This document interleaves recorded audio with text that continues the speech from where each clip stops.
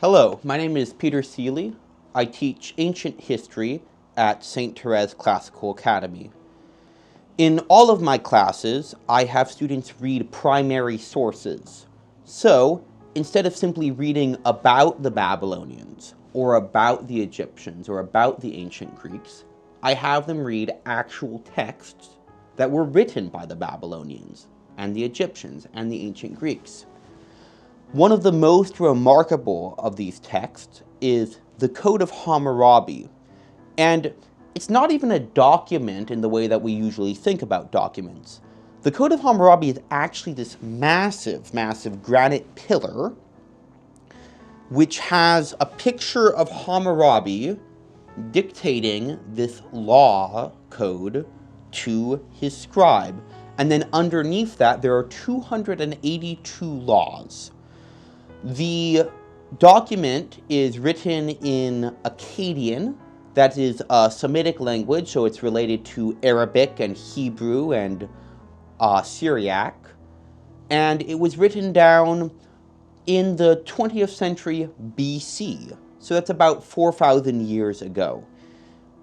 Now, this document's really important to read for three reasons. The first is it's of great historical importance.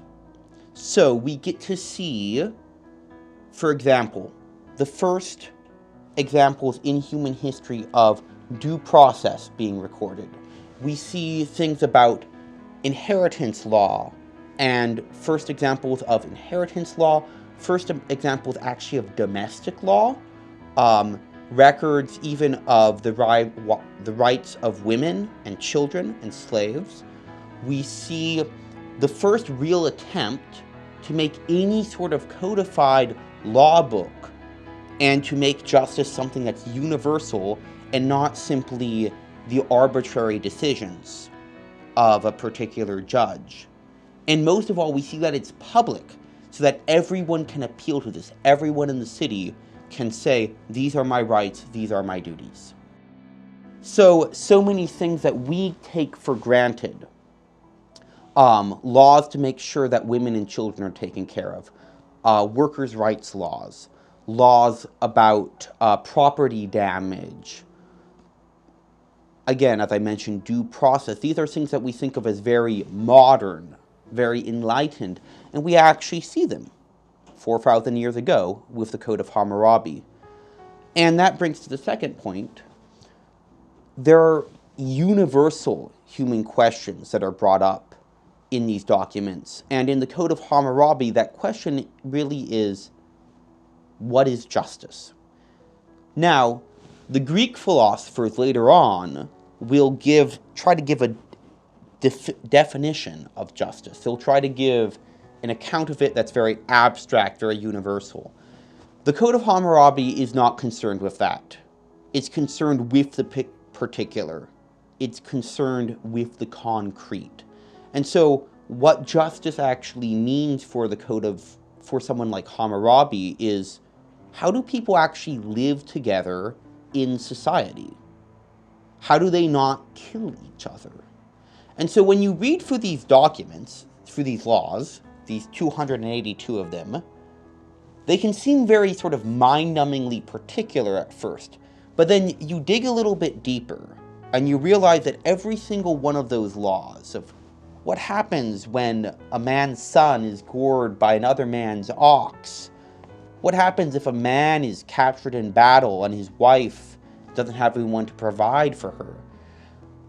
All of these questions are actually answering real problems that real people faced. And those problems have implications for what justice is.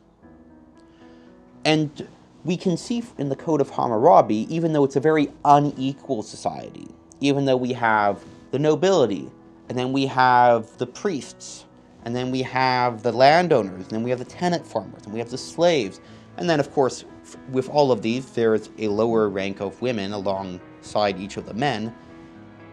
Even though it's very unequal in that sense, and unequal in the punishments and duties of each class, yet we do see a common recognition of humanity. We see that even the lowest person in society, the slave, has certain rights. So if a slave is abused by his master, he can actually be granted freedom. If a slave woman is married, she actually has certain rights as a wife.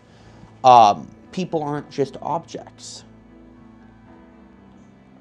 And so looking at this Babylonian society actually makes us reflect more on who we are and what justice is and what it means for us to live together in a society. The third reason is that when we look at Babylonian society and we look at what do they value, what sort of things are really, really important to them and what sort of things aren't, how is their society structured, we begin to actually get a really good idea of what life was like at the time of the Bible. And having that actually helps us read particularly difficult books of the Bible like Leviticus and Deuteronomy in their proper historical context.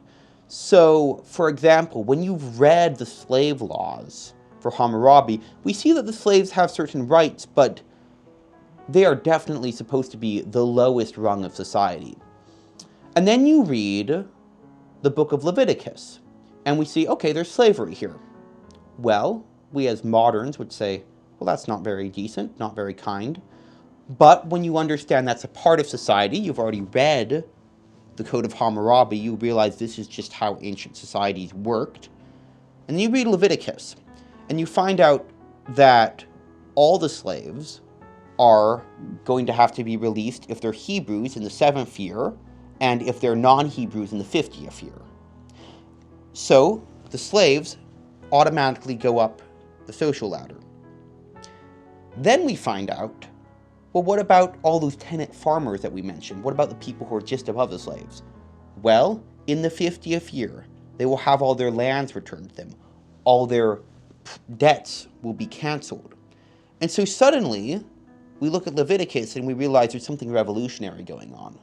Instead of having the landowners, the landless tenants, and the slaves, within 50 years, everyone's supposed to be equal again. And that, I think, has some very interesting implications for how we should live as Christians, and also should make us rethink some of our preconceptions about the Old Testament. So just for that alone is a wonderful reason to read the Code of Hammurabi and other ancient books before or alongside the Old Testament.